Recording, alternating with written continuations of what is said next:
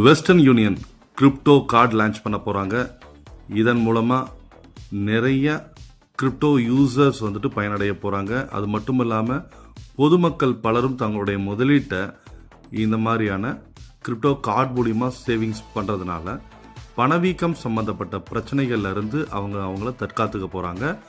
அதற்கு முக்கியமான ஒரு நோக்கமாக இருக்கிறது என்ன அப்படின்னா, யூஎஸ்டி ஸ்டேபிள் காயினை வச்சு அவங்க பண்ணுறாங்க. அதன் மூலமாக அவங்களுடைய விலை ஏற்ற இறக்கம் அப்படின்ற ஒரு பிரச்சனையிலிருந்து ஒரு தீர்வு கிடைக்குது. பிட்கோய்வாவும் நமக்கு இந்த ஆப்பர்ச்சுனிட்டி கொடுத்துருக்கு. உங்களுக்கெல்லாம் தெரியும், 4% இதே சேவிங்ஸை நம்மளுடைய பிட்கோய்வா மூலியமா ஸ்டேக்கிங் ப்ரோக்ராமில் பண்ணுறோம். 4% ரிட்டர்ன்ஸ் கிடைக்குது. இன்கேஸ் காம்பவுண்டில் நம்ம பண்ணுறோம் அப்படின்ற பட்சத்தில் நமக்கு 10 மடங்கு 5 வருடத்தில் காம்பவுண்டில் ஆட் ஆகிடுது.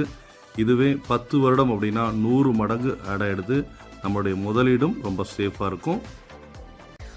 Western union crypto card launch பண்ண போகிறாங்க. இதன் மூலமாக நிறைய கிரிப்டோ யூசர்ஸ் பயனடைய போகிறாங்க. அது மட்டும் இல்லாமல் பொதுமக்கள் பலரும் தங்களுடைய முதலீட்டை இந்த மாதிரியான கிரிப்டோ கார்டு மூலிமா சேவிங்ஸ் பண்ணுறதுனால பணவீக்கம் சம்பந்தப்பட்ட பிரச்சனைகள்ல இருந்து அவங்கள தற்காத்துக்க போகிறாங்க. அதற்கு முக்கியமான ஒரு நோக்கமாக இருக்கிறது என்ன அப்படின்னா, யூஎஸ்டி ஸ்டேபிள் காயினை வச்சு அவங்க பண்ணுறாங்க. அதன் மூலமாக அவங்களுடைய விலை ஏற்ற இறக்கம் அப்படின்ற ஒரு பிரச்சனையிலிருந்து ஒரு தீர்வு கிடைக்குது. பிட்கோய்வாவும் நமக்கு இந்த ஆப்பர்ச்சுனிட்டி கொடுத்துருக்கு. உங்களுக்கெல்லாம் தெரியும், 4% இதே சேவிங்ஸை நம்மளுடைய பிட்கோய்வா மூலியமா ஸ்டேக்கிங் ப்ரோக்ராமில் பண்ணுறோம். 4% ரிட்டர்ன்ஸ் கிடைக்குது.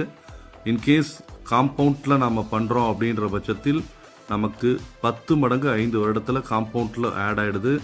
இதுவே 10 வருடம் அப்படின்னா 100 மடங்கு ஆட் ஆகிடுது. நம்மளுடைய முதலீடும் ரொம்ப சேஃபாக இருக்கும்.